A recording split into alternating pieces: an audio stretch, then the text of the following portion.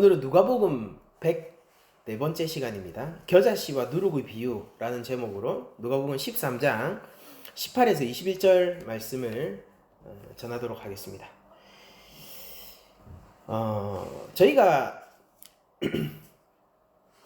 겨자씨와 누룩의 비유는 공간복음서 모두에 이렇게 나와 있는 비유이기 때문에 이 비유에 대해서 잘 알고 있어요.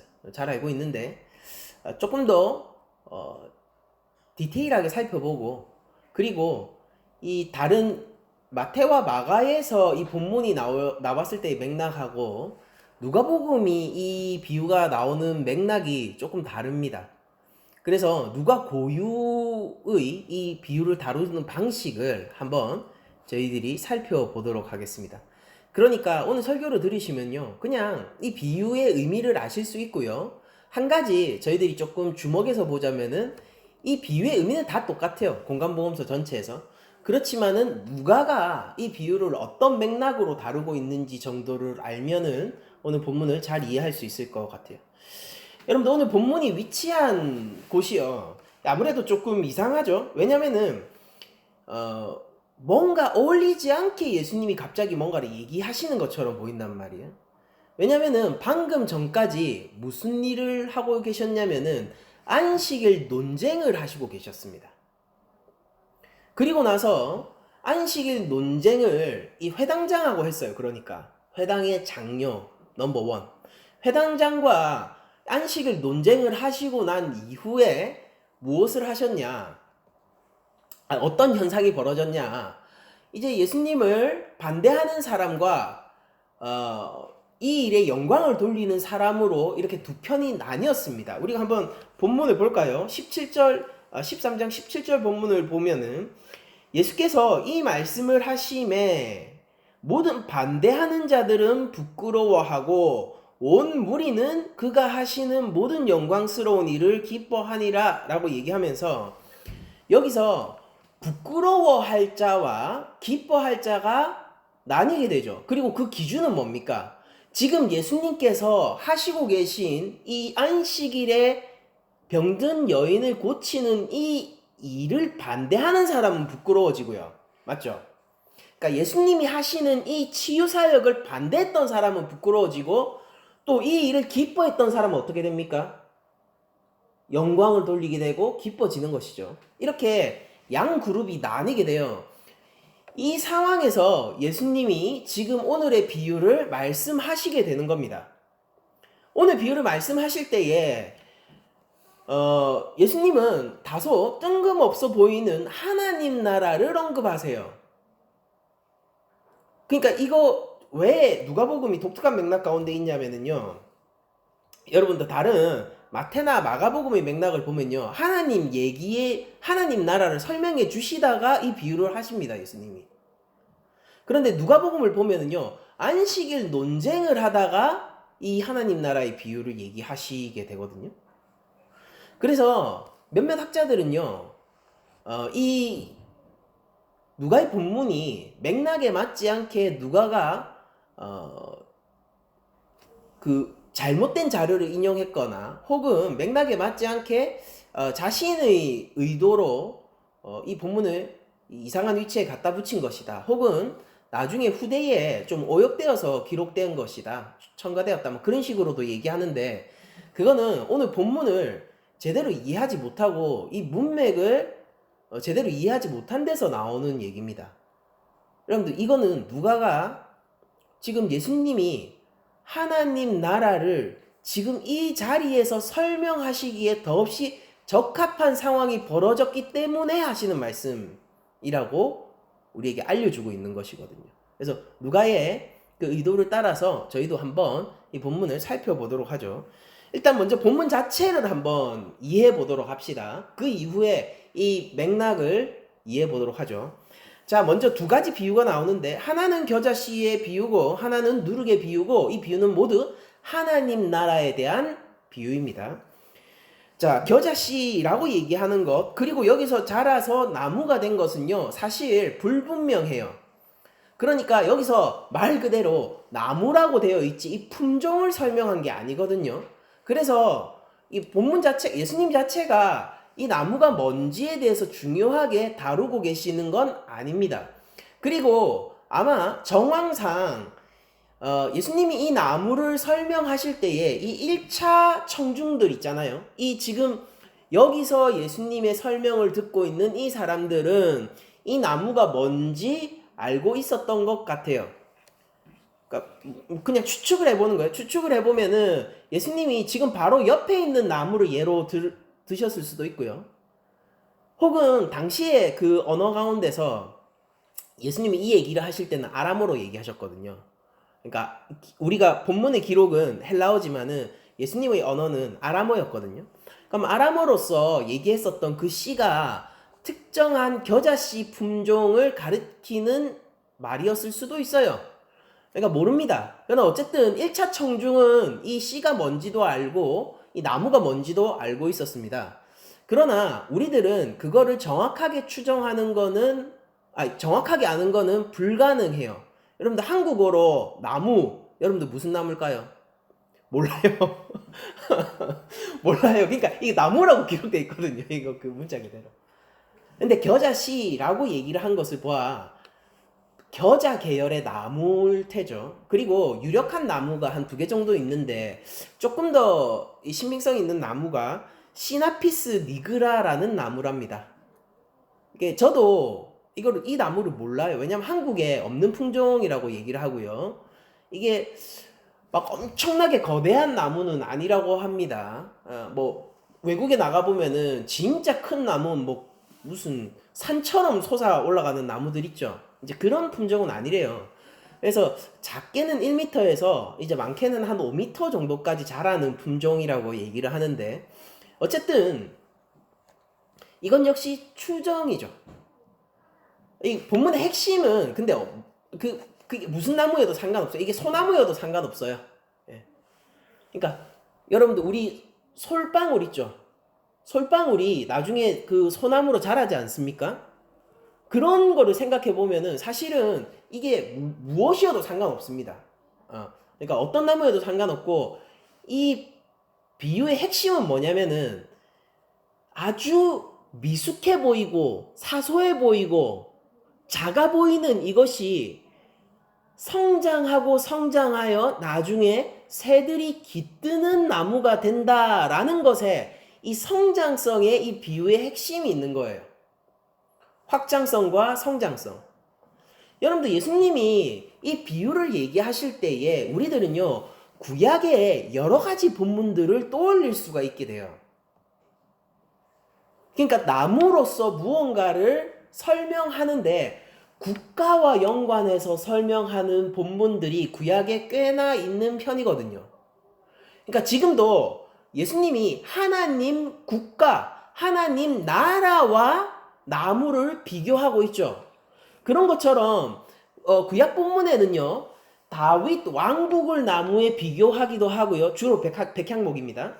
그리고 아수르라든지 혹은 바벨론을 나무에 비유하면서 견고하고 아름다운 나무가 그 나라의 당시 국력과 군사력이 부강하다는 걸 보여주는 은유적 표현으로 많이 사용을 했었습니다. 그리고 여기서 이제 이미지가 이 첫 번째 비유에서는 이미지가 2개 나오죠. 뭐냐면은 나무가 되고요. 그 나무에 새가 깃드는 거예요. 근데 이 새가 나무에 깃들어 있는 이 그림도 구약에서 제법 자주 사용돼요. 여러분들 이거 그냥 오늘날 이 구약적 배경 지식이 없는 사람도 나무가 그러니까 나무 가지에 새들이 깃들어서 지저귀고 있어요. 이러면 되게 목가적이고 평화롭고 안식의 이미지를 떠올리게 되겠죠. 구약도 그런 이미지로 씁니다. 그러니까 대표적인 그 본문들을 몇 가지 말씀을 드릴게요. 시편 104편 10편에 보면은 그 이하를 읽어드리겠습니다. 여호와께서 샘을 골짜기에서 솟아나게 하시고 산 사이에 흐르게 하사, 그러니까 하나님이 지금 다윗 왕국을 회복하시고 또한 하나님의 통치로 안식을 누리게 하시겠다라는 것을 시적인 표현으로 이런 식으로 쓰고 있어요. 산 사이에 그 샘을 흐르게 하시고요. 각종 들짐승에게 마시게 하시니 들나귀들도 해갈하며 그러니까 이 하나님의 회복으로 인한 이 땅이 얼마나 좋냐면은 이렇게 들나귀는 사실은 다른 짐승들에게 쫓기는 피식자죠. 포식자가 아니라. 근데 들나귀들도 와서 해갈을 할 수 있는 너무나도 평화롭고 좋은 나라라는 거예요. 그러면서 12절에 이렇게 얘기합니다. 공중의 새들도 그 가에 깃들이며 나뭇가지 사이에서 지저귀는도다 라고 얘기하면서 시편에서 새들이 나뭇가지 사이에 깃들어 쥐저귀는 것을 하나님이 제공하시는 평화와 안식의 그림으로 쓰고 있어요. 자, 또 나무의 성장과 새들이 깃든다는 것이 동시에 나오는 구절들도 있습니다. 에스겔 31장 5절 6절을 제가 읽어드릴게요.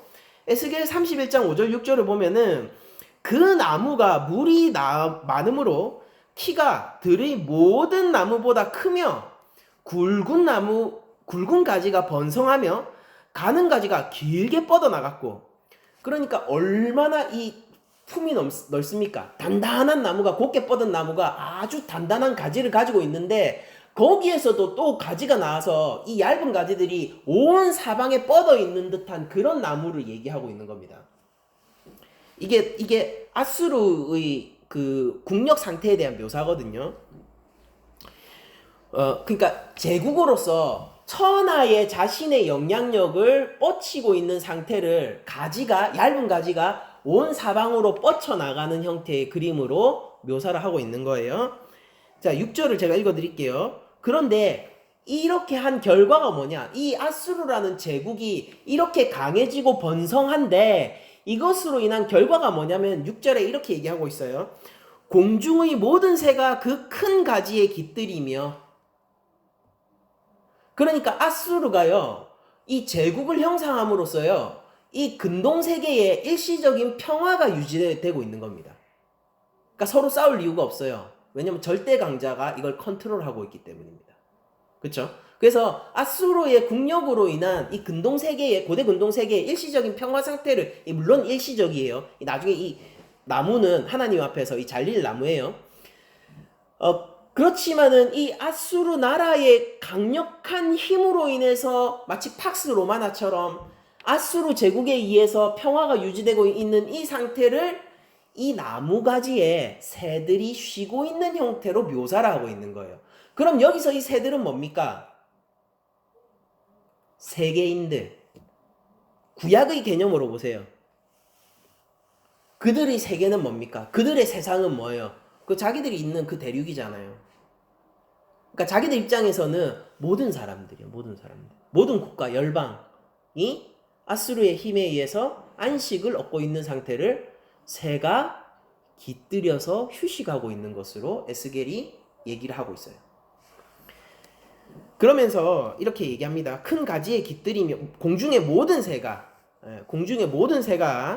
그 큰 가지에 깃들이며, 그러니까 생각해 보세요. 새는 자기 발을 놓을 데가 없으면 영원히 날 수 없죠. 그래서 노아 방주 때도 새로 땅이 있는지 없는지를 테스트하지 않습니까? 그 큰 가지에 깃들이며 들의 모든 짐승이 그 가는 가지 밑에 새끼를 낳으며, 이 짐승들도 그 가는 가지 밑에서 새끼를 낳는데요. 거기서 생육하고 번성하고 있는 거죠. 아수르의 통치 속에서. 모든 큰 나라가 그 그늘 아래 거주하였느니라 라고 얘기하면서 이 비유가 나라들에 대한, 열방에 대한 비유임을 마지막에 드러냅니다. 그래서 나무와 국가 그리고 새가 그 나무에 깃들여지는 비유는요, 구약에서 자주 나오는 비유예요. 제가 한 가지 더 비유를 말씀드리겠습니다. 두 번째 비유는 바벨론 제국에 대한 그림이에요. 다니엘서에서 느부갓네살 왕이 느부갓네살 왕의 환상 속에서 나오는 것입니다. 느부갓네살 왕이 이렇게 물어봐요. 이 꿈을 꿨는데 이걸 해석해 줄 사람이 없습니다. 이게 다니엘만 나중에 해석을 해줬는데 그 꿈과 환상의 내용이 이렇습니다. 다니엘서 4장 10절 이하.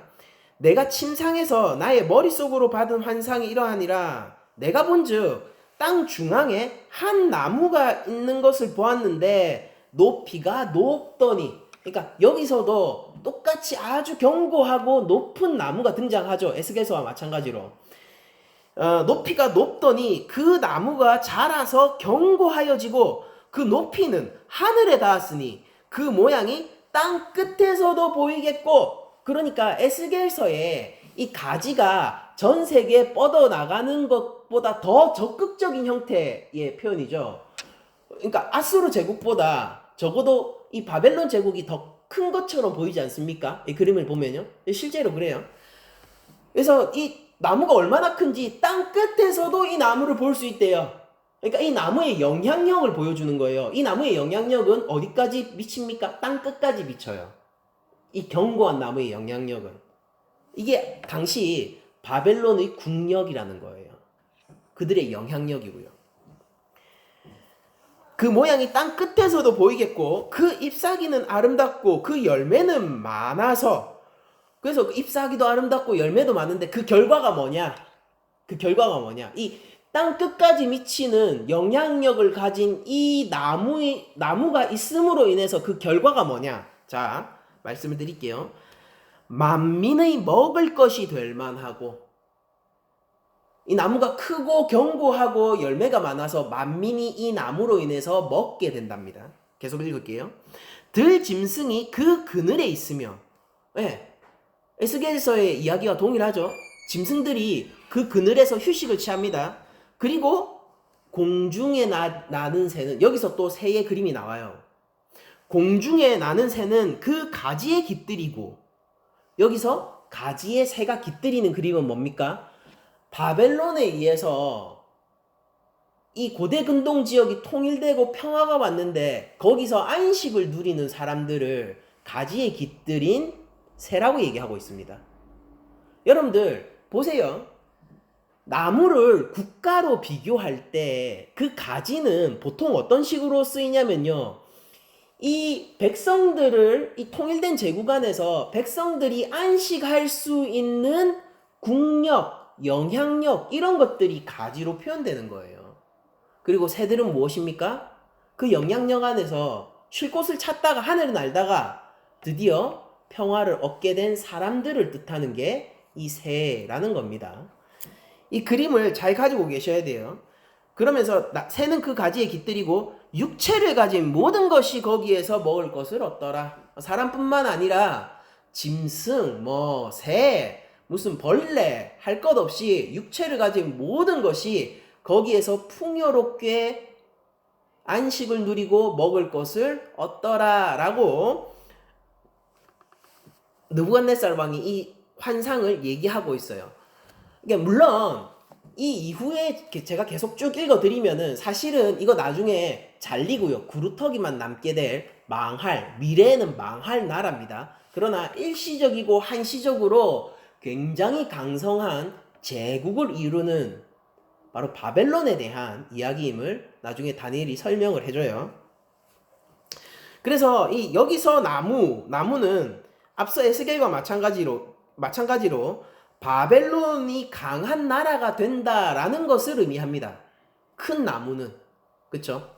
그리고 새가 가지에 깃들이는 것 자체가 바벨론의 영향력과 보호로 인해서 열방이 일시적인 평화와 안식을 누리는 것을 비유하고 있는 거예요.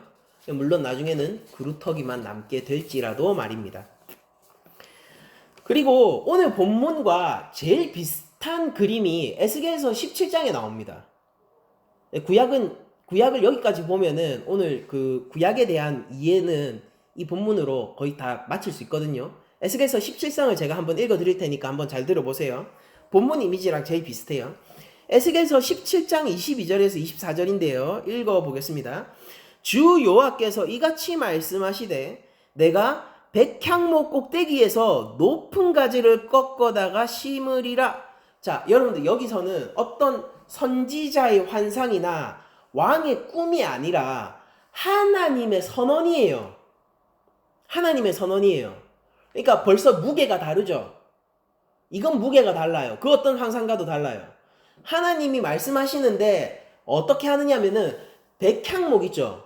당시에 가장 고급 목재, 가장 고급 목재예요. 여러분 오늘날 우리 그 가장 고급 건축 재료 뭐가 있을까요? 뭐 대리석? 대리석이 제일 비쌀까요? 그러니까 대리석 같은 거요. 백향목. 그 백향목의 가장 꼭대기에 있는 가지를 꺾어서 심는답니다. 그럼 그 가지가 어떤 가지냐? 한번 봅시다. 내가 그 높은 새 가지 끝에서 연한 가지를 꺾어. 보세요. 이게 왜 오늘 본문하고 제일 비슷하냐면은 하나님이 거대한 백향목까지 가장 좋고 고급되는 그 백향목까지 그 꼭대기 거기에서도 제일 햇볕을 잘 받고 가장 높은 곳에 있는 그 가지를 꺾어서 땅에 심는데 그 가지가 어떤 상태예요? 보잘것없고 연약한 상태죠. 연한 가지예요. 그 연한 가지를 꺾어서 우뚝 솟은 산에 심는다라고 말씀을 하십니다. 이거는 여러분들 이거 구약의 언어를 좀 이해하셔야 되는데 여기서 우뚝 솟은 산은 시온산을 표현하는 표현입니다. 그래서 그 연한 가지를 백향목에 있는 연한 가지를 우뚝 솟은 시온산에 심는데 제가 계속 읽어드릴게요. 이스라엘 높은 산에 심으리니 시온산 확실하죠? 이스라엘의 높은 산에 심으리니 그 가지가 무성하고 열매를 맺어서 아름다운 백향목이 될 것이요 각종 새가 그 아래에 깃들이며 그 가지 그늘에 살리라. 여러분들 이제 국가와 나무가 비견되는 것과 그 가지, 새, 그늘, 짐승 이런 것들의 구약적 사용 방식을 여러분들이 이제 조금 어느 정도 익히시게 됐죠. 하나님이 직접 얘기하셨어요. 백향목 나무가지에 가장 높이 쓰나 그러나 보잘것없고 연약한 그 연한 가지를 시온산 위에 심었더니 그 나무가 어떻게 됩니까? 또다시 거대한 백향목으로 자라 거기에 새가 깃들이고 그 그늘 아래에서 새가 쉰답니다. 이게 무슨 비유일까요? 여러분들 이것은 다윗의 왕국이 다시 회복될 것에 대한 에스겔 선지자의 예언이에요. 이스라엘이 다시 강성해질 건데 근데 무엇으로 인해서? 연한 가지로 인해서. 연한 가지가 뭔지 아십니까? 예수님이에요.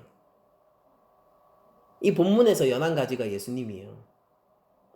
연한 순과 같아서 흠모할 만한 모양도 없고 그 누구도 그를 메시아라고 알아볼 수 없었던 그런 모습인 그 연한 가지 다윗의 후손이신 바로 그 예수 그리스도를 통하여서 이 다윗 왕국이 거대한 백향목으로 자라 이 다윗 왕국을 통하여서 천하 만민이 쉬고 안식을 얻을 것이라 라는 것에 대한 에스겔의 예언입니다. 그러면서 에스겔 17장 24절 여러분들 이거는 조금 주목해서 들어주세요. 17장 24절에서 하나님이 이 나무를 국가죠. 이거 국가. 이 국가들을 다루는 방식을 보여주시는데 그게 뭐냐면은 들의 모든 나무가 나 여호와는 높은 나무를 낮추고 그쵸? 그러니까 다니엘서에서 나왔던 그 거대한 나무는요 나중에 꺾여서 그루터기만 남게 돼요. 제가 본문을 다 안 읽어드렸는데 나중에 환상이 꺾여서 그루터기가 잘려가지고 그루터기만 남는 걸로 끝납니다. 여호와는 높은 나무를 낮추고 낮은 나무를 높이며 예수님 가르침 뭐예요? 먼저 된 자가 나중되고 나중된 자가 먼저 될 것이다 라고 하잖아요. 그러니까 이게 하나님의 방식이에요. 원래 높은 나무를 낮추고 낮은 나무를 높이며 푸른 나무를 말리고 마른 나무를 무성하게 하는 줄을 알리라. 나 여호와는 말하고 이루느니라 하니라. 여러분들 여기서 보면은 이 에스겔 선지자를 통해서 임한 하나님의 말씀은 지금 너희들의 이 본디 백향목과도 같은 가장 고급이고요. 여러분들 백향목이 엄청 지금도 고급 목재랍니다. 쫙 뻗었고요. 여러분들 우리나라 이 소나무들이 꾸물꾸물하게 자라잖아요. 그래서 운치가 있으나 이거를 건축 재료로 쓰기는 되게 힘들죠. 그러니까 이 소나무 중에서도 건축 재료로 쓸 수 있는 것은 손에 꼽혀요. 왜냐? 여러분들 기둥을 만들 수 있습니까? 그 꼬불꼬불한 나무로. 근데 백향목은 어떻냐면요. 아름답고요. 하얗고요. 때깔이 다르대요. 저는 실제로 본 적은 없습니다. 사진으로만 봤어요. 근데 때깔이 달라요. 딱 보잖아요. 그러면은 결이 아름답고요. 쫙 뻗어 있고요. 단단하고 두께도 두꺼워서요. 최고급 건축 재료랍니다. 아직까지도요. 보면 알아요, 여러분들. 백향목은. 그래서 우리 대리석 바닥 보면은 뭘 느낍니까? 바로 알죠. 돈 좀 썼네. 그때 당시에 백향목 나무 기둥으로 만들어진 집으로 들어갈 때 사람들이 어떤 걸 느꼈을까요? 이 집 부자네. 백향목은 다른 어떤 나무와도 다르기 때문이에요. 그런데 본질상 이 백향목과 같은 이 나무가 지금은 어떤 상태냐면요. 꺾여서 연한 가지만 있습니다. 흠모할 만한 모양도 없고 백향목의 아름다움도 없고 굵고 단단한 기둥도 없으며 잎사귀도 없는. 그런데 그게 시온산에 심기자 다시 백향목으로 자라 그 백향목 나무가 천하의 모든 짐승과 새들에게 안식을 준다라는 거예요. 물론 유대인들은요. 다윗 왕국의 이 땅에서의 제국으로서의 발전과 이 근동세계 통일을 바랐겠지만은 사실 하나님 나라에 대한 이야기였고요. 여기서 백향목 나무의 가장 꼭대기에 있었던 그 연한 가지는 바로 예수님에 대한 내용이었습니다. 연한 가지가 무성한 백향목으로 자란다라는 것은 다윗의 후손을 통해서 다윗 왕국이 회복되고 열방을 다스리는 통치를 가져올 것이다 라는 것에 대한 비유였고요. 나무가 새에 깃들이고 그 가지 그늘에서 산다는 것은 다윗 왕국을 통해 열방에 임하게 될 평화와 안식, 그리고 이 새들은 그 안식을 누리게 될 열방의 국민들을 이야기하는 게 에스겔서의 본문이었고, 이 본문이 오늘 누가복음의 말씀과 가장 유사한 구약의 그림이에요. 자, 그러면은 다시 이런 구약적인 배경을 알고 있는 상태에서 오늘 비유를 한번 보자고요. 그러니까 여러분들 이렇게까지 주의를 해서 그 비유를 들어보신 적이 거의 없을 거라고 저는 생각하는데, 예수님이 그냥 얘기한 게 아니라 구약의 말씀의 발전 가운데서 이 얘기를 하시고 계신 거거든요. 그러니까 모티브가 너무 비슷하죠. 우연이 아니란 뜻입니다. 예수님은 지금 하나님의 나라, 이 하나님의 국가를 겨자씨와 비교하고 있어요. 여러분들 뭔가 조금 다르다는 게 느껴지세요? 지금까지 나무가 국가로 비견되는 상황들을 보면요. 그 나무들은 전부 뭡니까? 너무나도 크고 휘황찬란하고 고급이고, 다윗 왕국도 뭡니까? 긴 설명 필요 없어요. 백향목이에요. 물론 유일하게 이 에스겔서 17장의 하나님의 환상만이 이 연한 순을 꺾는 약한 것으로부터 시작되는 성장을 얘기하긴 하지만은, 그러나 이런 약한 성장보다는요, 약한 시작보다는 무엇에 주로 초점이 맞춰져 있냐면요, 강력한 나무에 초점이 맞춰져 있죠. 구약은 강력한 나무에 초점을 맞추고 있어요. 그런데 오늘 본문을 살펴보면 예수님은 강력하게 될 나무에 초점을 맞추는 게 아니라 하나님 나라가 겨자씨다라고 얘기를 합니다. 여러분들, 하나님 나라는 큰 나무라고 얘기한 게 아니에요, 예수님이. 그러니까 본문을 잘 보셔야 돼요. 예수님은 하나님 나라는 그렇게 될 겨자씨다라고 얘기하면서, 여러분들 에스겔의 17장조차 하나님 나라 뭐였습니까? 백향목이었어요. 유다 왕국이 백향목이었다고요. 그런데 지금 예수님은요, 전혀 다르게 하나님 나라가 겨자씨다라고 얘기를 하고 계신 거예요. 비틀려 있죠. 그러니까 구약의 이미지들이 그리고 구약의 차용 방식, 유비의 방식들이 그대로 예수님에게 와 있지만은 그것이 또한 비틀려 있어요. 하나님 나라는 백향목이 아니라 거대한 나무가 아니라 가지가 전 세계로 뻗은 그런 거대한 나무가 아니라 하나님 나라는 겨자씨입니다. 예수님의 트위스트예요. 이게 차이라고요.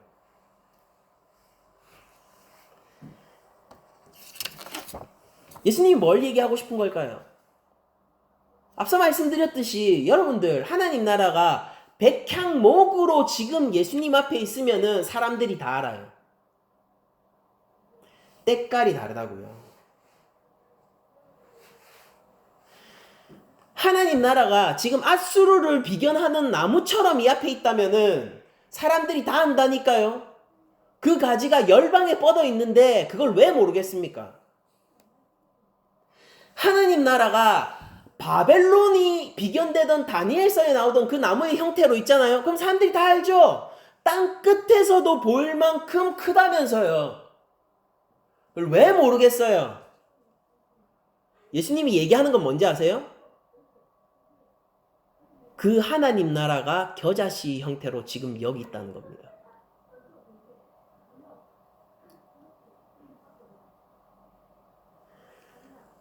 바벨론에 비견되던 그 크고 장성한 나무, 앗수르에 비견되던 그 열방을 향해 뻗어 있는 넓은 나무, 그리고 더 나아가서 이 백성들이 그토록 바라고 있던 완성되고 회복된 유다 왕국,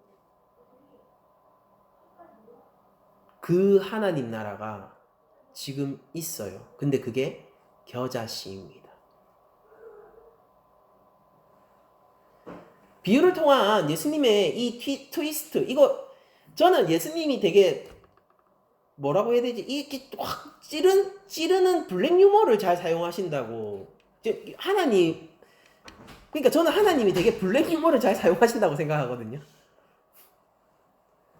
본문 보면서 그런 생각이 들었어요. 야, 이 유대인들에게 이거보다 씁쓸한 블랙 유머가 어디 있을까? 하나님 나라는 겨자씨야. 그런데 그 겨자씨가 어떻게 하는 겁니까? 그 겨자씨 한 알입니다, 심지어. 그 한 알이 자라서 나무가 됩니다. 그리고 공중의 새들이 그 가지에 깃들리게 돼요. 여러분들 나무가 나무가 되어서 공중의 새들이 깃들이는 건 뭡니까? 국가의 이미지와 결합할 때 구약 우리 다 살펴봤죠. 하나님 나라로 인해서 온 열방이 안식을 누린다는 거예요. 그런데 그 하나님 나라가 백향목이 아니라 지금 겨자씨라고요. 여러분들이 유대인이라면 이 뒤틀린 비유를 받아들이실 수 있어요? 우리는 에스겔 선지자에 의하면은 우리는 백향목이라고요. 백향목입니다. 시온산에 심긴 그 가지는요, 백향목으로 자랄 거예요. 근데 예수님이 뭐라고 얘기하시냐면요, 하나님 나라는 겨자씨다라고 얘기합니다. 잘 생각하세요. 에스겔 선지자가 얘기한 게 뭐예요? 하나님 나라는 백향목이에요. 예수님은 뭐라고 얘기하십니까? 하나님 나라는 겨자씨다. 근데 그 씨가 나무가 되어 온 열방에 그리고 모든 민족과 사람들에게 안식과 평화를 줄 것이다.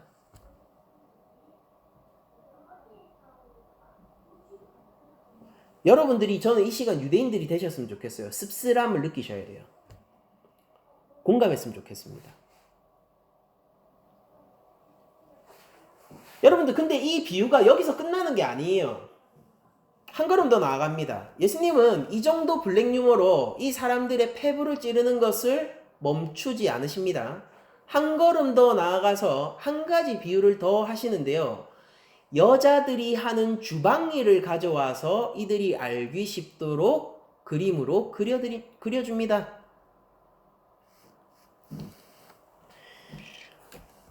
13절입니다. 13장 20절입니다. 또 이르시되 내가 하나님 나라를 무엇으로 비교할까? 마치 여자가 가루 서말 속에 갖다 넣어 전부 불풀게 한 누룩과 같으니라 라고 얘기를 하셨어요. 그러니까 여기서도 하나님 나라가 커져버린 빵이 아니죠. 하나님 나라는 뭡니까? 누룩이에요. 그러니까 이거를 착각하시면 안 돼요. 하나님 나라는 예수님이 얘기한 거는 하나님 나라가 거대한 나무라고 얘기하신 게 아니고요. 겨자 씨라고 얘기하셨어요. 예수님은 오늘 본문에서 하나님 나라가 모든 사람을 먹일 만한 거대한 빵이라고 얘기하신 게 아니라 누룩이라고 얘기하셨습니다. 이스트. 여러분들 여기서 심지어 이 이스트는 뭐냐면요. 그냥 여자가 주방일 할 때 쓰는 이스트예요. 여러분들 하나님 나라는 백향목이에요. 하나님은요. 하나님 나라는 물이 바다를 덮은 같이 이 세상에 임할 거라고요. 제가 구약적어도 계속 쓰고 있습니다. 하나님 나라의 영광을 열방이 감당해내지 못할 거고요. 하나님 나라 이 땅 가운데 왔을 때 열왕들이 무너져 하나님 앞에 복속하게 될 거예요. 지금 여러분들도 유대인의 사고를 해보세요. 하나님 나라가 그렇다고요. 그걸 여러분들이 기다리고 있다고 생각해 보세요. 그런데 여기에 있는 안식일을 범한 이 스승이 뭐라고 얘기하느냐면요. 여자들이 주방에서 쓰는 이스트다, 누룩이다 얘기하는 거예요. 이거랑 똑같아요. 하나님 나라는 미원과 같으니 참으로 하찮지 않습니까? 현대인에 맞게 제가 변형을 한 거예요. 우리나라에 맞게. 하나님 나라는 미원과 같으니 이 거대한 솥찌개 속에서 부글부글 끓고 있는 이 된장찌개를 맛있게 해줄 거다.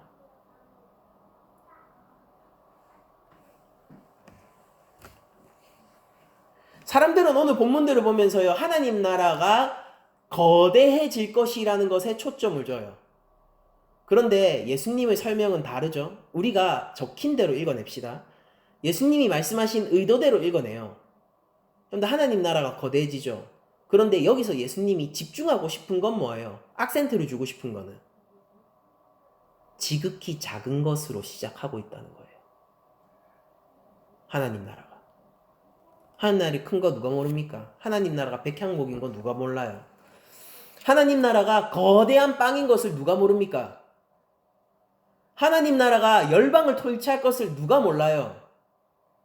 근데 예수님이 이렇게 얘기해요. 그 하나님 나라는 지금 겨자씨로 시작하고 있다.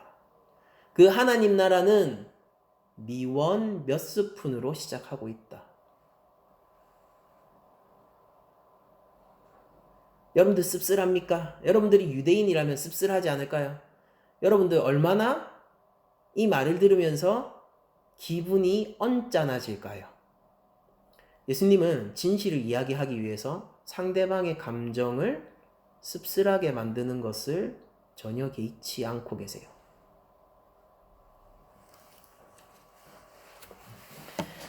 여기서 나와 있는 가루 서말 있죠. 이게 반죽이죠. 빵 반죽이 될 가루입니다. 밀가루입니다. 그러니까 밀가루. 밀가루 서말이 어느 정도냐면은 원문은 3스아입니다. 그러니까 1스아가 어느 정도냐면은 13.13리터 정도 된대요. 그러면은 3스하면은 39.4리터 정도 됩니다. 그냥 퉁쳐서 40리터 한번 해봅시다. 여러분들 40리터의 반죽을 한다라고 생각해 보세요. 여러분들 이거 이 정도는 우리가 예전에 C족 우리 저도 제가 고성박씨인데 그 고성에서 이제 박씨들이 그때 과거에는 그거였거든요. 집성촌이었거든요. 그때 전 가족들이 모여서 마을 잔치 할 때 수제비 하려면은 이 정도 있어서 됐을까 싶기도 해요. 해도 남았겠죠. 40리터요. 몇 명이 먹을 수 있을까요? 당시 상황을 생각해 보면은 제가 이거를 수치적으로 자료적으로 그 다룬 거를 제가 잘 못 찾아서 상상을 해서 말씀드리는 겁니다. 이게 정확하지 않을 수 있어요. 그런데 제가 언뜻 계산해 본, 그러니까 언뜻이에요. 언뜻 계산해 보면은요, 당시에 그 유대의 마을들은 오늘날처럼 이렇게 대도시에서 밀집돼서 살아가는 형태가 아니라 오히려 우리 그 시골에 가깝거든요. 그런 거를 좀 생각해 볼 때 지금 현재 우리 시골들 있죠. 면 이런 정도의 인구 밀도에 더 가까운데 그런 걸 생각해 보면은 이 3스아 정도 되잖아요. 그러면은 한 마을이 먹고도 남을 정도의 양이 됐던 것 같아요. 식사 한 끼로. 그러니까 사람들은 뭐에 주목하고 싶을까요? 이 밀가루 3사, 밀가루 40리터에 주목하고 싶을 거 아닙니까? 근데 예수님은 뭐라고 얘기하세요? 하나님 나라는 여기 들어간 누룩이라고 얘기해요. 여러분들 40리터면은 누룩 어느 정도 들어가야 될까요? 한 주먹 정도요? 두 주먹 정도요? 그 정도면 충분하다고 하던데요. 하나님 나라는 누룩이에요, 누룩. 하나님 나라는 된장찌에 들어갈 미원 한 스푼입니다.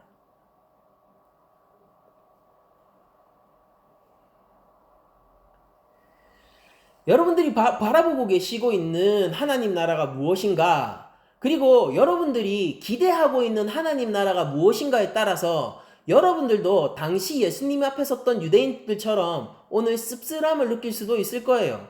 여러분들 하나님 나라는요, 그냥 겨자씨 한 알이고요, 미원 한 스푼입니다. 그게 하나님 나라예요. 씁쓸한 분이 계시다면은 축복드립니다. 여러분들이 1차 청자의 마음을 함께 느끼고 계시는 거니까요. 예수님은 지금 그 점을 지적하시고 계신 거예요.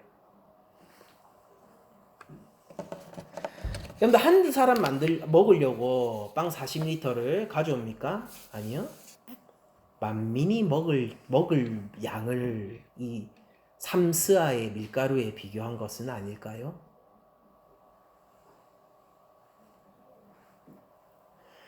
여러분들 이 40리터의 밀가루에 비교해 볼 때, 이 3스아의 밀가루에 비교해 볼 때 누룩은 얼마나 적고 보잘것없는 양이 들어갑니까?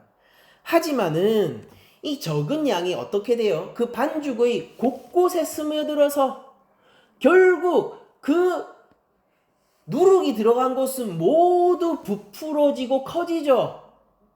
빵을 부드럽게 만들고 부풀리게 만드는 게 바로 누룩의 역할이니까요. 그러니까 하나님 나라는 어떻다라는 거예요? 겨자씨 같은 거예요. 작죠? 근데 그게 심기우죠? 커집니다. 하나님 나라는 어떤 거예요? 작아요. 근데 그게 반죽 곳곳에 퍼지잖아요? 그러면은 그 이스트 가루 하나가 들어간 그곳이 어떻게 됩니까? 커져요. 이게 하나님 나라라고요. 하나님 나라는 그렇다고요. 그러면 하나님 나라는 커진 빵이 아니라요, 빵을 커지게 만들 지금 작은 이 이스트 가루 한 덩인 거예요. 하나님 나라는 나중에 커진 나무를 가리키는 게 아니라 하나님 나라는 그 나무를 담보하고 그 나무의 모든 생명력을 가지고 있는, 그러나 겉으로 보기에는 보잘것없는 이 작은 씨앗 하나라고요. 이게 하나님 나라라니까요. 이게 예수님의 비유예요. 이 블랙 유머를 잘 이해를 못해요, 사람들이. 그러니까 이렇게 설교를 이렇게까지 주의해서 설교를 들어보신 기억도 거의 없을 겁니다. 제가 못 들어봤으니까요. 저도 신앙생활 오래 했는데. 그러니까 이거 헷갈리면 안 된다니까요. 우리가 빵이 커다랗게 된 빵이 하나님 나라다라고 얘기하면은 그게 어떤 태도냐면은 구약적인 태도로 우리가 이 본문을 설교하는 거예요. 맞아요. 구약은요, 하나님 나라가 백향목입니다.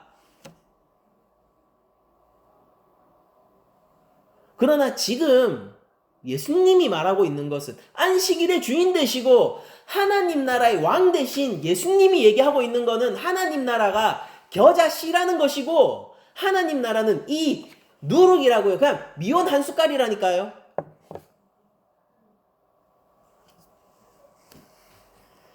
여러분들 이 두 비유를 통해서 공통적으로 그럼 추론해낼 수 있는 하나님 나라는 무엇입니까? 가장 큰 성격은 뭐겠습니까? 성장성과 확장성이겠죠. 그러니까 하나님 나라는 성장성과 확장성을 품고 있는데 그 시작이 어떻다는 거예요? 여러분들 성장해야 된다, 확장해야 된다라는 것은 반대로 얘기하면 뭡니까? 그 시작이 너무나도 보잘것없고 초라하다라는 겁니다.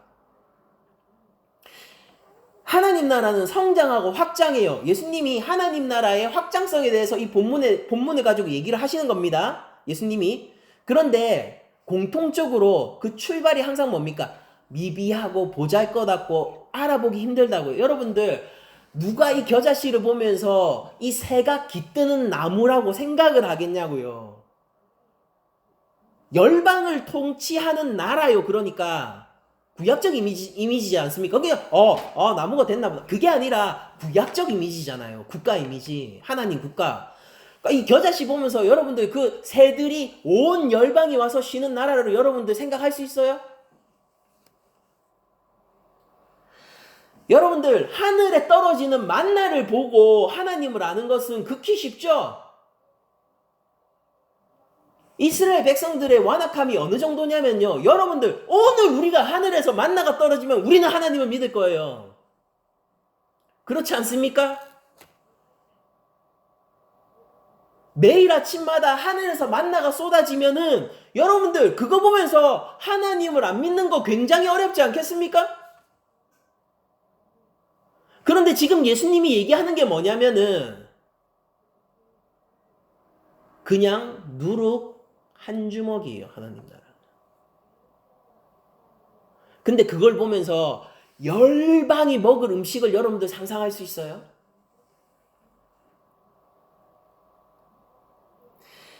오병이어 사건 아시죠? 떡 5개와 물고기 2마리를 보면서 여러분들 여기 있는 장정들과 이 우글우글한 이 무리들이 다 먹을 수 있는 하나님 나라의 양식을 누가 생각해낼 수 있냐고요.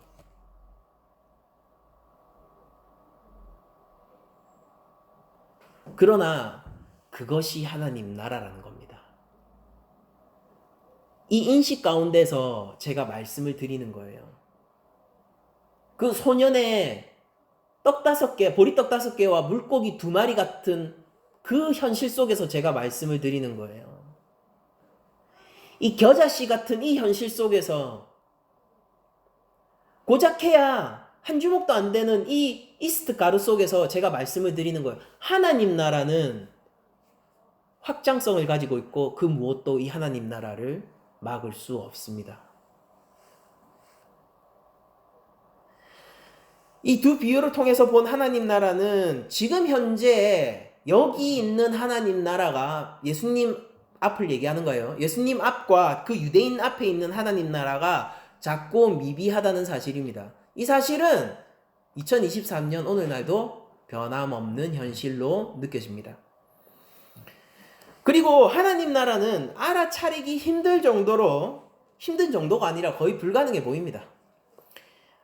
알아차리는 것이 거의 불가능해 보일 정도로 사소하고 작고 보잘것없는 것에서 시작되지만은 여러분들 일단 시작되면 어떻게 될까요?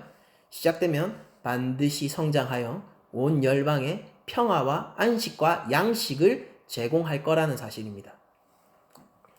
여러분들 그러면은 이 비유에 대해서 이해를 하셨는데 그럼 예수님은 왜 하필이면은 등굽은 여인을 안식일에 고친 다음에 이 비유를 말씀하셨을까요? 왜 하필이면은 지금 이 비유를 말씀하시냐고요. 여러분들 이 비유는 궁극적으로 예수님의 제자들을 위한 비유예요. 그들의 믿음을 지키기 위한 비유라고요. 제자들이 지금 예수님이 안식일을 어기고 등굽은 여인을 고쳐줌으로써 사람들을 부끄럽게 하고 회당장의 분노를 샀다는 사실을 인지하고 있기 때문이에요. 회당장이 예수님을 반대했고요. 예수님은요, 그 회당장에게 수치를 안겨줬습니다. 그리고 회당장은요, 예수님을 미워하게 됐어요. 제자들은 그것을 알고 있다고요. 그래서 이 말씀을 하시는 겁니다. 예수님이 이 여인을 고친 치유 사역은요, 매우 보잘것없어 보이는 것처럼 제자들이 인식할 수 있기 때문입니다. 놀랍죠? 여러분들 놀랍지 않습니까? 어떻게 일평생을 둥굳게 그렇게 지냈던 여인이 일순간 나음을 받고 일어나 허리를 꼿꼿 짚혀 하나님을 찬양하게 되었는데, 여러분들 이게 왜 놀랍지 않겠냐고요. 그런데 이 백향목과 같은 이 사건은 거대한 나무와 같고 전 세계로 가지를 뻗고 있는 이 나무와 같은 사건은요, 어떤 식으로 취급되냐면은 위협으로 취급되고 작고 보잘것없는 것으로 취급됩니다. 예수님과 제자들의 반대 세력과 예수님을 미워하는 세력이 회당장이기 때문입니다. 바리새인들이기 때문이에요. 서기관들이기 때문입니다.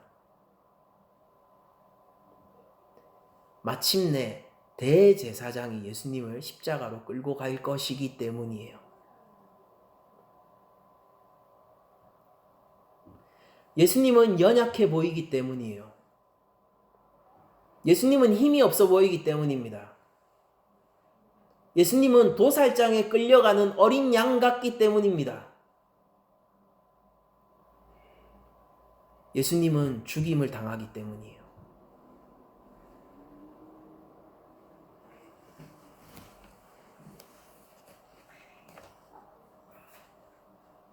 사랑하는 성도 여러분,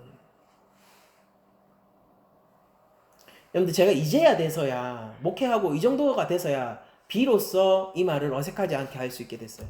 사랑하는 성도 여러분, 여러분은 십자가 위에서 무력하게 죽으신 예수님을 보면서 열방을 다스리는 하나님 나라의 통치를 인식하실 수 있으십니까?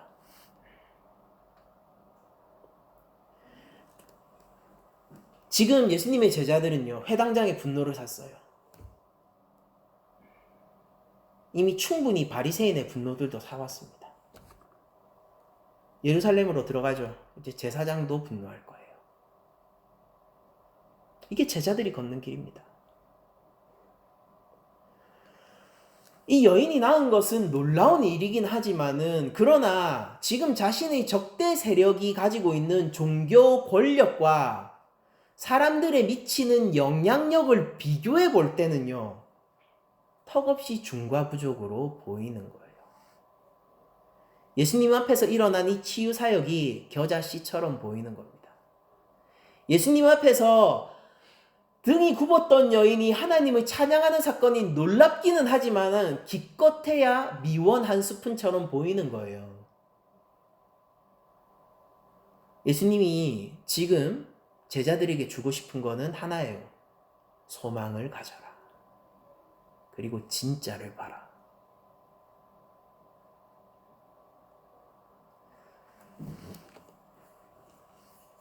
여러분들, 영분별이 무엇입니까?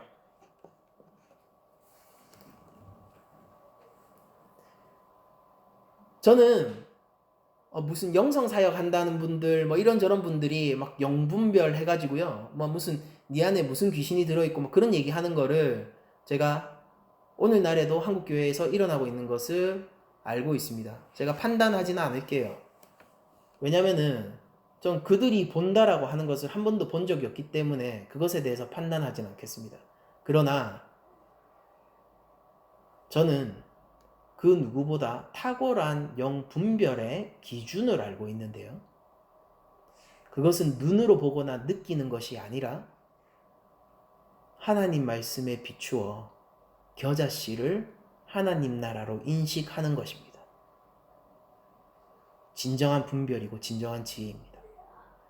기껏해야 한 스푼밖에 안 되는 이 이스트를 보면서, 이 누룩을 보면서 하나님 나라를 인지하는 거예요.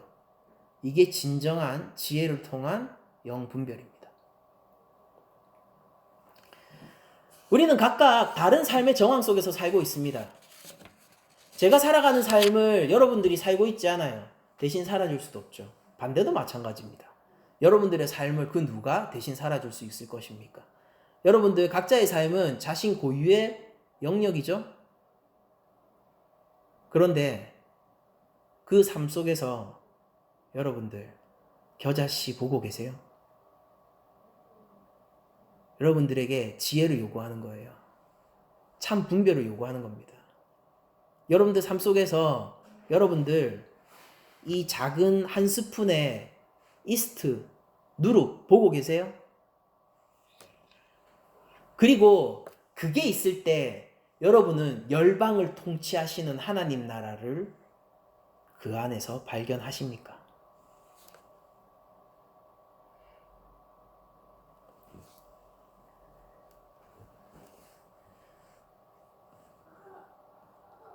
어쩌면 사람들이 우리의 믿음을 가리켜서 이렇게 얘기할 수 있습니다. 야, 저 진짜 겨자씨만도 못한 사소한 것이라고 얘기할 수 있어요. 예수 믿는 것은 실제 그런 취급을 당하지 않습니까?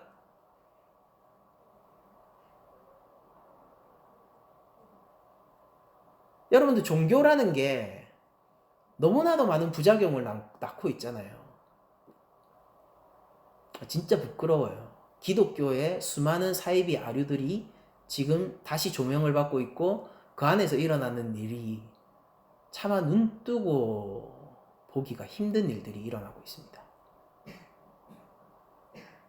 한편으로는 감사해요. 하나님이 지금 이런 것들을 다루어 주셔서.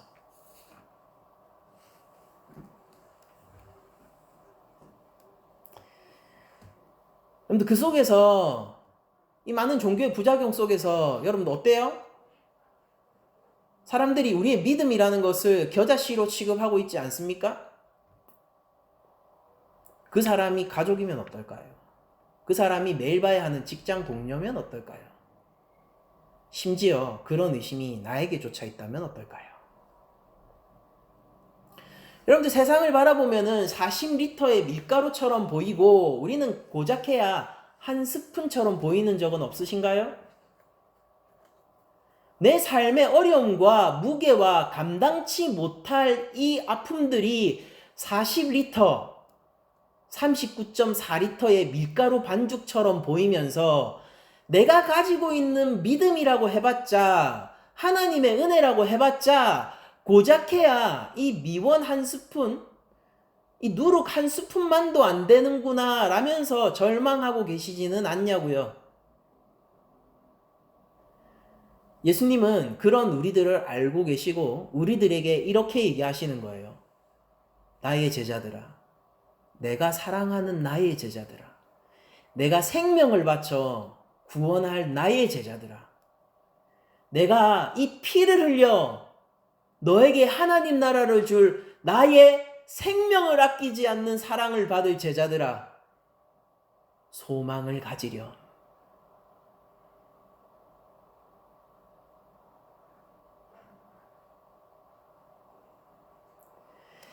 아름다운 백향목들이 참 많이도 존재해요. 여러분들 세상을 바라보세요. 아름다운 백향목들이 참 많이도 존재합니다. 그러나 하나님 나라는 어디 있는지 아세요? 겨자씨에 있어요. 만민이 먹을 것처럼 많은 양식이 세상 가운데 있는 것처럼 보이거든요.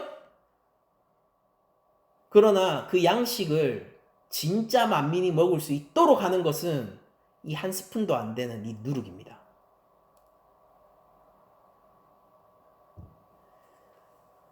여러분들 믿음을 지키세요. 그러니 저는 여기서 이 작은 출발이라는 것을 결코 여러분들이 가졌었던 무슨 작은 결심이나 아니면은 뭐 무슨 지금은 미약하지만 나중은 창대하게 될 거니까 뭐 그런 식의 것으로 취한하고 싶지 않아요. 본문이 얘기하고 있는 건 그게 아니거든요. 여기서 얘기하고 있는 이 작은 겨자씨는 예수님이 지금 치유 사역을 하신 것을 가리키는 거예요. 거기에 비견되고 있다고요. 그럼 오늘날 우리가 예수님이 이 둥그은 여인을 치유해 주신 그 일에 비견할 만한 사건이 뭐가 있을까요? 구원입니다. 구원요. 구원을 받으신 여러분, 믿음을 지키세요. 믿음으로 구원을 얻는 것입니다. 삶이 중과주고 부족으로 몰려와서 너 겨자씨야 겨자씨야 할 때 그 약함 속에서 하나님 나라를 보세요.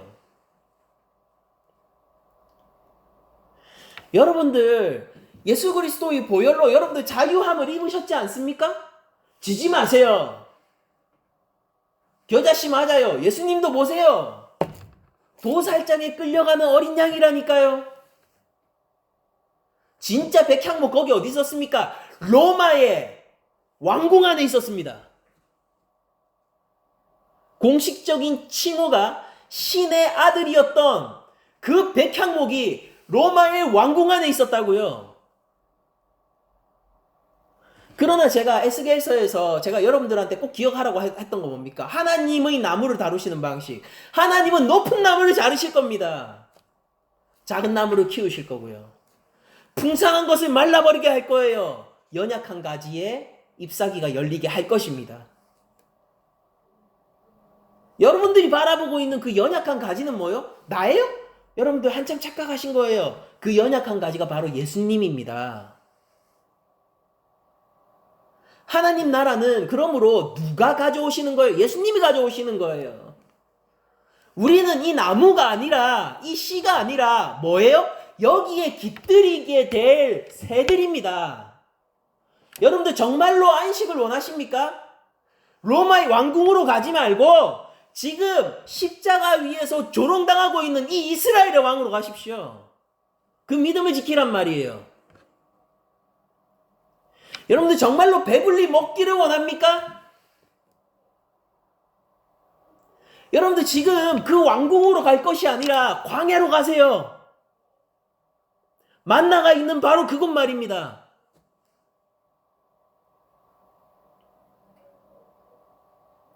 여러분들 잘 기억하세요. 죽은 나사로가 살아났을 때 예수님의 죽음이 결정됐어요. 웃기지 않습니까? 죽은 사람이 살아났다니까요. 마땅히 우리가 뭘 해야 되죠? 예수님의 하나님의 아들 되심에 대한 그보다 확고한 증거가 어디 있습니까? 그런데 그 사역 역시 어떻게 취급받아요? 실제 그게 능력이 없어서가 아니라 그게 어떻게 취급받냐고요? 겨자씨로 취급받지 않습니까? 위험하다 해가지고 죽었잖아요. 그때 대제사장과 바리새인 둘이 앙숙이거든요. 라이벌. 근데 그 둘이 한 마음이 됐습니다. 왜? 하나님 나라가 여기 있으니까. 그들이 한 마음이 되어 예수님을 어떻게 합니까? 십자가에 못 박아요. 겨자씨 한 알로 취급하는 겁니다. 하나님 나라는 겨자씨 이 한 알입니다. 여러분들 심지어 웃긴 거 뭔지 아세요? 이 나무 심을 때 여러분들 겨자씨 한 알씩 심겠습니까? 뿌려야죠. 그래야지 거기서 사는 것도 있고 죽는 것도 있어요. 새한테 먹힐 것도 있고 이 영양 상태가 좋지 못해서 발화가 안 되는 것도 있고 발화가 되다가 마는 것도 있고 마침내 자랄 것도 있어요. 여러 개 뿌려야죠. 근데 이 밭인데 웃기지 않습니까? 채소 밭이에요. 밭인데 가진 것이 고작 겨자씨 한 알이라니요. 그러나 여러분들 안심하세요.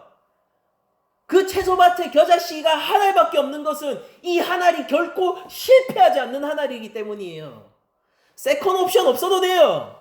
다른 가능성을 생각하지 않아도 돼요. 그러니 여러분들 소망을 가지십시오. 여러분들 삶 속에서 시작된 하나님 나라는 성장하고 확장하여 여러분 가운데서 하나님의 통치를 가져와 주실 것이고 그 하나님의 통치 아래서 여러분들은 자유로운 새처럼 그 그늘 아래서 먹고 그 아래서 물을 마시며 그 가지 위에서 집을 짓고 살 것입니다. 그게 바로 하나님 나라예요. 이 적은 가루, 이 한 주먹도 안 되는 가루를 가지고 뭘 해? 걱정하지 마세요. 이 가루만 있으면은 빵이 커지고 커지고 커져서 여러분들이 아무리 먹고 남을 것이 남을 양식을 제공할 겁니다. 여러분들이 가지고 있는 것이 오병이어입니까? 걱정하지 마세요. 넉넉히 남때 12광주리가 남을 겁니다.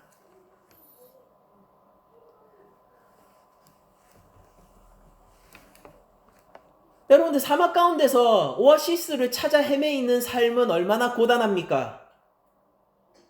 그러나 이 작은 바윗돌 하나가 콸콸콸콸콸콸 생명수를 내고 있다면은 그 광야길이 참으로 편안하지 않겠습니까? 로마의 왕궁에서 제국 전역의 맛있는 음식을 끌어모아야 한다라면은 얼마나 수고롭고 얼마나 많은 인력과 예산이 소모되겠습니까? 그러나 여러분이 선 곳에서 하늘이 양식이 떨어진다면은 그것은 얼마나 즐겁고 참으로 편안한 일이겠습니까? 여러분들 예수님을 믿으셔야 돼요.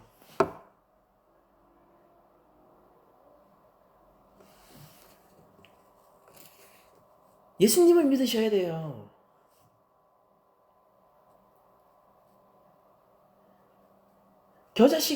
겨자씨 같은 하나님 나라를 그 믿음 안에서 발견할 수 있어야 됩니다. 흠모할 만한 모양이 없는 그분이 세계 최고의 미남으로 보이십니까? 겸손의 왕. 여러분들 세상에 겸손의 왕이 어디 있어요? 백성들에게 버림받고 죽은 왕이 여러분들 정말로 천하를 통치하고 이 세상을 창조한 왕으로 보이십니까?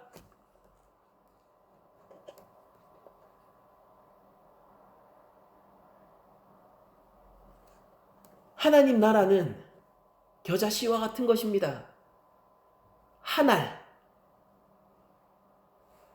하나님 나라는 실패하지 않을 거예요. 커질 겁니다. 언제 가장 커질지 알려드릴게요. 주께서 우리의 신랑으로 다시 이 땅에 오시는 날요.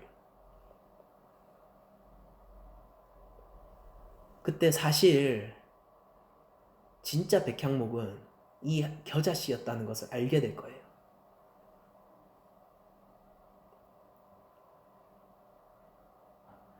모든 사람들이 우리를 향하여서 굶주렸다 할 때 우리가 가장 많이 받은 자임, 우리의 배가 가장 부르고 우리의 잔이 철철 넘치고 있다는 것을 세상 모든 사람들이 알게 되는 날이 올 겁니다. 그게 언젠가요? 지금 이 작은 믿음을 지켜 참으로 교회의 신랑으로 이 땅에 오실 예수님이 이 세상을 다스리게 될 때 우리의 믿음은 그들의 조롱에도 불구하고 사실은 모든 빵을 부풀게 오르게 할 가장 핵심적인 누룩이었다는 것이 드러나게 될 거예요. 여러분들 먹을 것이 없습니까? 그렇다고 해서 여러분들 지금 손에 잡고 있는 이 누룩을 놓치면은 여러분들은 영원히 빵을 먹지 못할 거예요. 여러분들 먹을 것이 없습니까? 그렇다면은 손에 잡고 있는 이 누룩을 더욱더 단단히 거머쥐고 놓치지 않도록 하세요. 여러분들 이것으로 배불리 먹게 될 것입니다.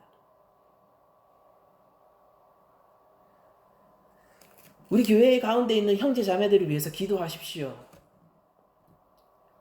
여러분들 우리가 믿음을 지킵시다. 끝날까지요.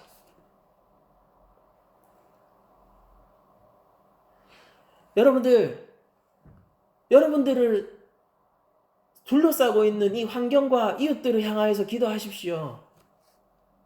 그들도 양식이 있기를. 그들은 우리를 향하여서 배고프다 할 거예요. 왜냐면은 40리터의 밀가루를 가지고 있으니까요. 그들은 우리를 향하여서요, 이 밭이 텅텅 비었다라고 얘기할 겁니다. 그들은 이미 백향목을 몇 그루나 가지고 있을 거니까요. 야, 겨자씨 하나로 뭐 할래? 채소밭에서.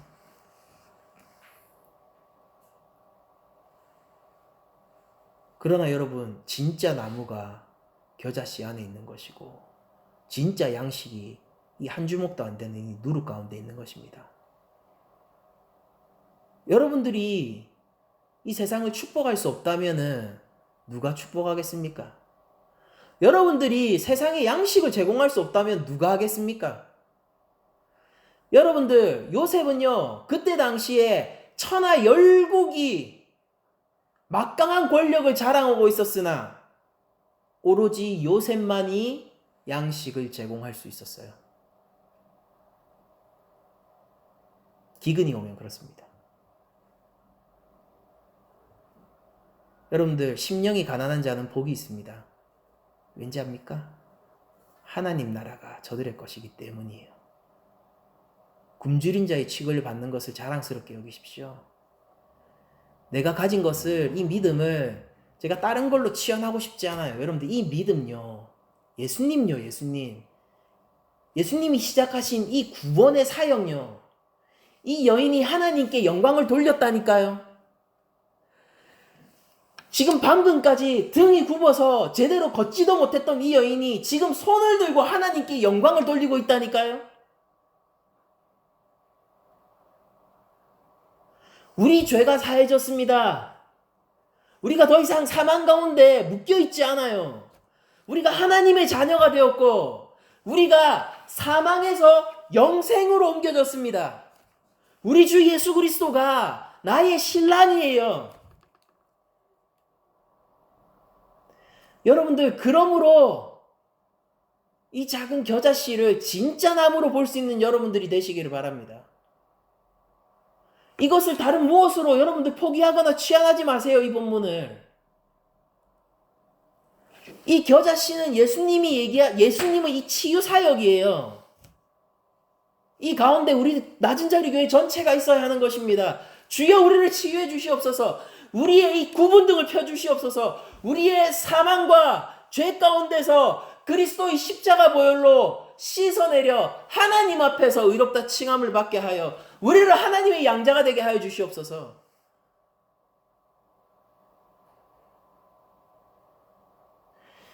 전 누가복음을 보면서 너무나도 복음이 면면이 드러나 있어서 이 복음 이외에 다른 것을 얘기하는 것이 너무나도 힘든데, 아니 그렇잖아요. 이렇게 명확한데 다른 걸 어떻게 제가 얘기하겠어요?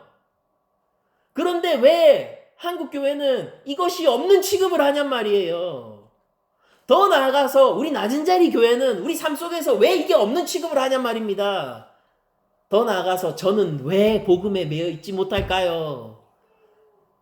저는 왜 여전히 예수 그리스도의 강함에 묶여 내가 죽고 그리스도만으로 사는 삶을 이 담임 목사라는 내가 살지 못할까요? 나의 믿음은 왜 이렇게 연약할까요? 그러나 여러분, 이런 우리들에게 예수님이 오늘 소망을 주시는 거예요.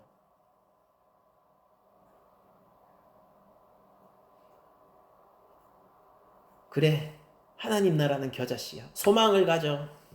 너의 적대 세력이 회당장이야? 곧 대제사장도 합류할 거다. 그러나 소망을 가지려. 진짜를 볼 수 있어야 돼.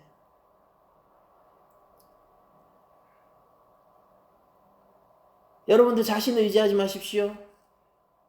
하나님 나라를 의지하세요. 여러분들 자신의 의를 신뢰하지 마세요. 그리스도의 의를 신뢰하십시오. 내 삶이 내가 통치할 수 있다라는 그 착각을 하지 마십시오. 성령 하나님에게 삶을 내어드리세요. 그 겨자씨 같은 삶은 그거예요. 그 겨자씨 같은 삶을 살아갈 때 여러분들 영원히 안식할 둥지를 얻게 될 것입니다. 그 누룩 같은 삶을 여러분들이 고수할 때 여러분들이 영원히 배고프지 않게 될 거예요. 요한복음에 나와 있는 수가성 여인이 영원히 마르지 않는 그 샘을 얻게 되었을 때 여러분들 질투가 나지 않으십니까? 그거 얻고 싶지 않으세요? 여러분들 믿음을 지키시고 예수님을 바라보시고 하나님 나라 안에서 사세요. 그리고 기억하세요. 구약에서는 그 거대한 유다 왕국이 백향목이었지만은 예수님은 지금 우리에게 이렇게 얘기하세요. 너 겨자씨 볼 수 있어 라고. 여러분들 한 주간 작은 일에 충성하십시오. 겨자씨 같은 것을 위해서 기도하시고 하나님 말씀 가운데서 옳은 선택, 바른 선택을 하십시오. 타협하지 마시고 발 빼지 마세요. 믿음을 지키십시오. 예수 그리스도의 살아계심을 믿습니까? 그렇다면 그 제자로 살아가십시오. 세상이 백향목 같아요? 이 겨자씨 한 알이 어찌 큰 나무인지 왜 알지 못합니까? 세상이 40리터의 이 밀가루 반죽 같습니까? 여러분들 손에 있는 그 한 주먹의 누룩이 영원한 양식임을 왜 알지 못합니까? 그리스도인은 예수님을 믿는 사람들을 뜻합니다. 한 주간 믿음 잘 보유하시고 결코 낭망치 마시고 예수님이 오늘 우리 교회에게 주시는 소망을 가지고 하나님 나라를 바라보며 하나님 나라를 살아가십시오. 성령님이 힘을 주실 것입니다. 성령님을 의지하며 성령 충만한 한 주간을 축복드리며 이 모든 것 이거 기도하는 것처럼 모든 말씀을 마치도록 하겠습니다.